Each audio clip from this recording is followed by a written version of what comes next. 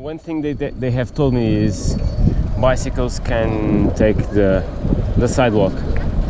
So since most cyclists don't feel safe on the roads, and since they don't want to build bike lanes, or they are not really building, they can use the sidewalk, if you respect pedestrians, of course.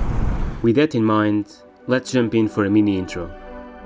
So Riga, Latvia's capital. You can divide it in several main districts.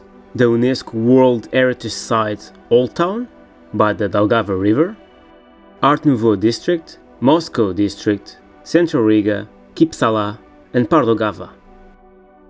The Polish, Swedish, Germans and Russians were here, and only in 1991 Latvia got their independence, after a brief period in 1918. What happened in the last 100 years is still very present in the city and the way people think. I rented a bike in Riga Bike Shop, right in the Old Town part, and some of the employees even showed me this.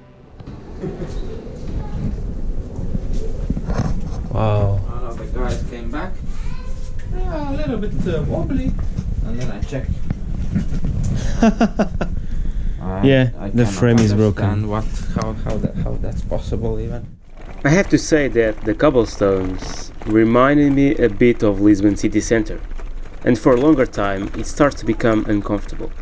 I was lucky to have Santa, my longtime shy Latin friend, to show me around.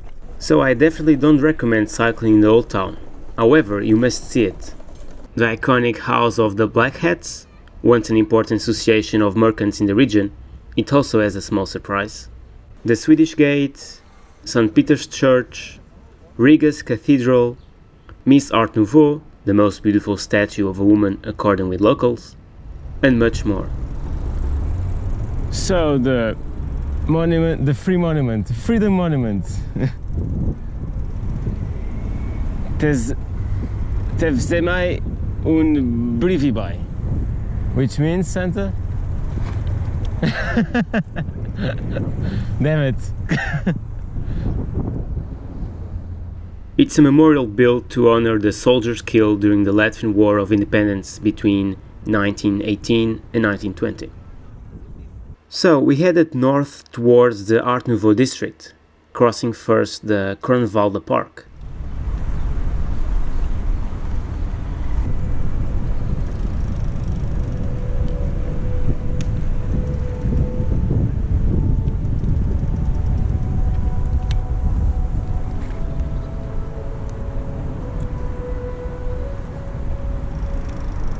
Wow. So this is the avenue of embassies. Spanish, Uzbekistan, Greece, right into the Art Nouveau district. Art Nouveau appeared in the beginning of the 20th century, and just 10 Latvian architects created 40% of the buildings. It's not only the ornaments that determine the essence of Art Nouveau, but the structure of the building, the materials, and the constructive methods. It can be divided in four main styles: eclectic, vertical, national romantic, and neoclassical. It's important to say that most buildings have several styles mixed together. Eclectic is usually full of ornaments with no connection with the rest of the building, lots of details and curved lines. Vertical has vertical lines in the facades with a more mature look, less vibrant and exotic. National romantic usually has faces and animals with a lot of variety of materials, metal overlays, rounded plastic shapes, steep roofs, wood, and neoclassical is a mix of the previous ones. Alberta Street is a good place to spot them, but the rest of the city has much more to offer.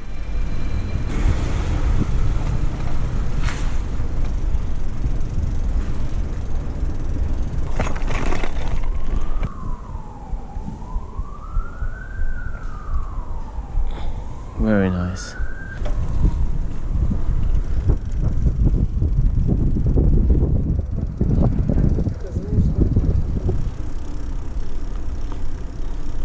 But it's also kind of, from the structure, it's more like national romanticism than the top. The top is more romanticism style. classical style with a lot of decorative elements as well. You see the women.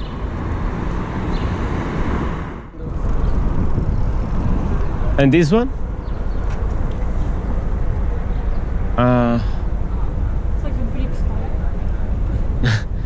From all those, there's a fifth category called others, where this one is included, right? This is like all of them. And this wood house is Very old. very old, way before all the wars and 19th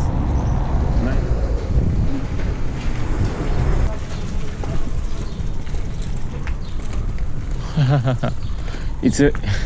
it's a French bike from Paris. Exactly. Marie de Paris. Someone stole it, probably. There's a story that someone was in love with a girl who lived here or in the building, and he painted the wall. It's like Venezia, Italy. Every morning she woke up and she saw this through her window. Oh, the girl that he liked. Okay. He painted this for her. It's very romantic. Going west, closer to the river, you can see some bars near the industrial area. You can even take a cruise to Stockholm from here.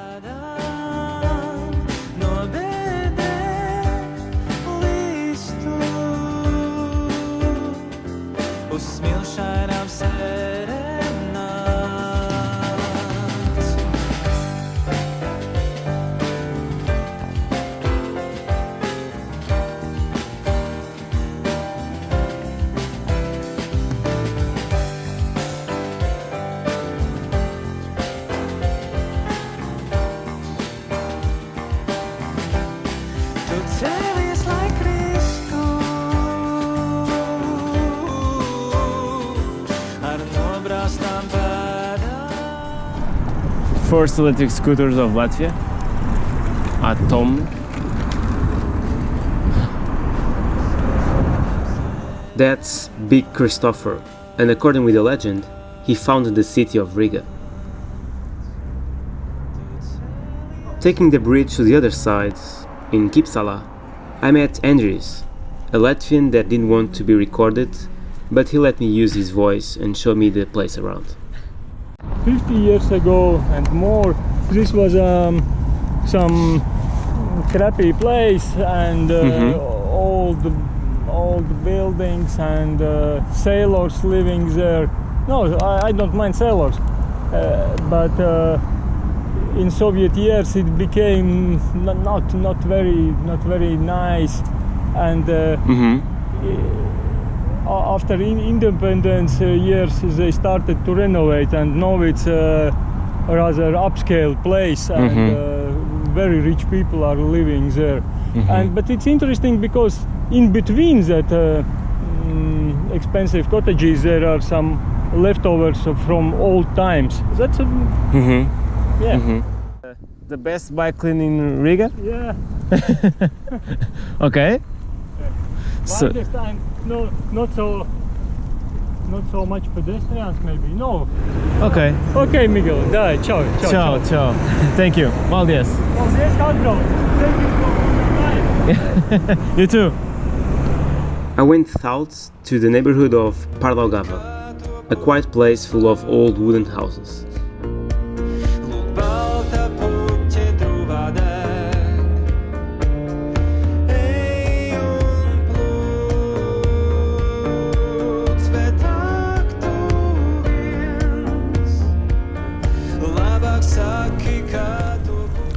So during the beginning of the 20th century, when Art Nouveau was booming, they made this water tower. And as you can see, it has Art Nouveau as well. So industrial architecture had Art Nouveau as well. Wow, very pretty.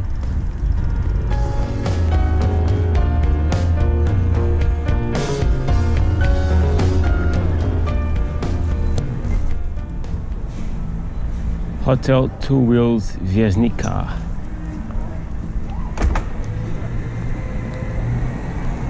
Now I'm looking for the Orthodox Church. It's over there.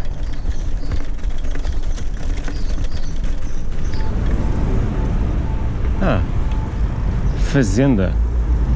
It means in Brazilian Portuguese farm.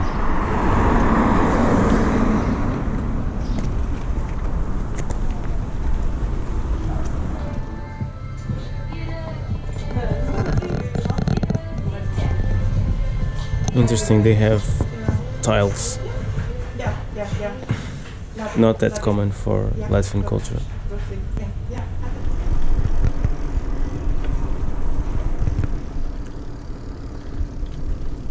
Going south, I ended up in Uzvaras Park, where the Victory Memorial to Soviet Army is. It was erected in 1985 to commemorate the Soviet Army's victory over Nazi Germany in the Second World War.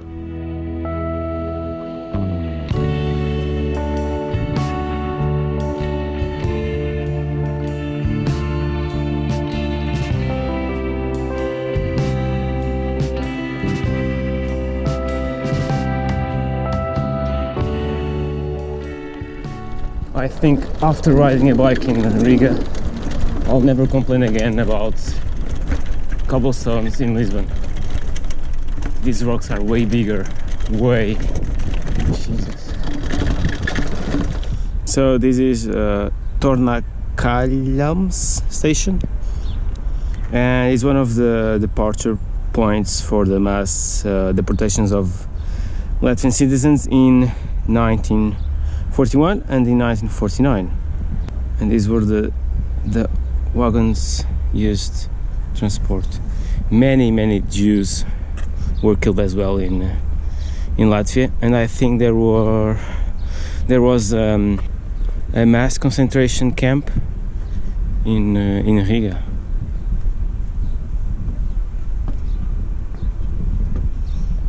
Yeah, more than 15,000 residents of Latvia were deported to regions in Russia. Yeah, very sad.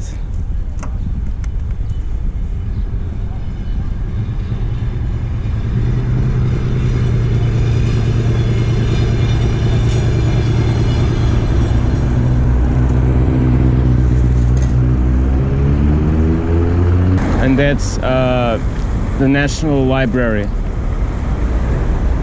Stunning, right?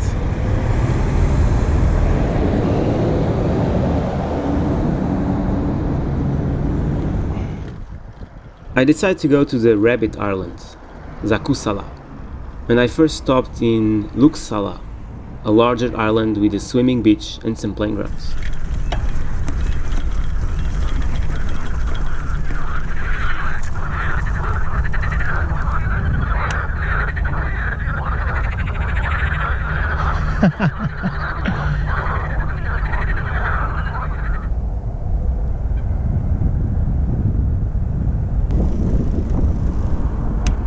In Kipsala, or Rabbit Island, you can find one of the tallest TV towers in Europe, 369 meters, and it's a quiet place to relax.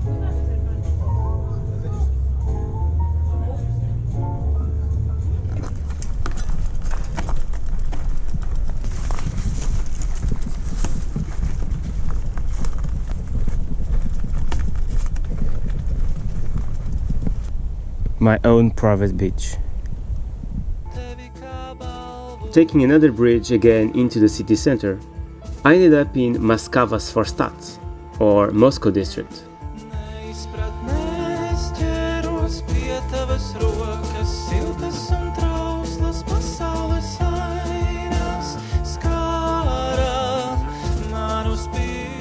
I took the bike lane along the river and arrived in Riga's old ghetto, where Jews had to live during the Holocaust. And right next to it, there's the Spaghetti, old war houses converted in different cultural venues. From there you can see the Academy of Sciences, a high-rise Stalinist-style building of the Latvian Academy of Sciences with 170 meters high. It was built on a Lutheran cemetery and it followed the construction of several similar buildings in Moscow and Warsaw in the 50s. Riga is very flat, so you can see everything in the area. That market is the iconic central market and one of the biggest in the world. And it used to be the hangars for the German Zeppelins.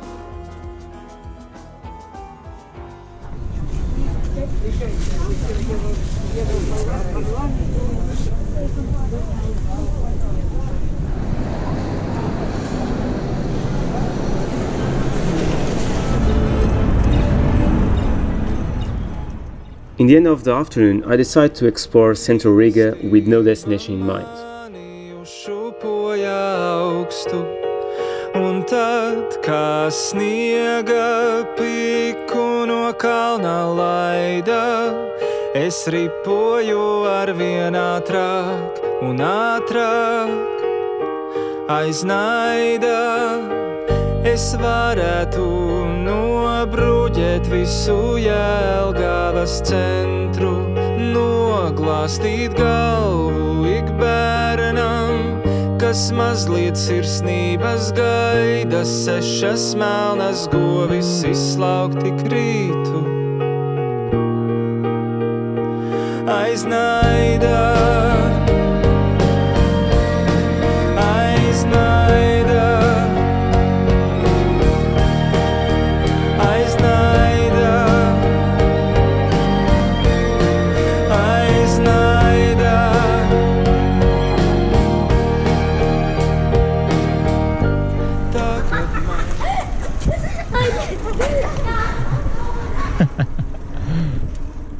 And right before leaving the city, So I just met Stanislav, which is a fan of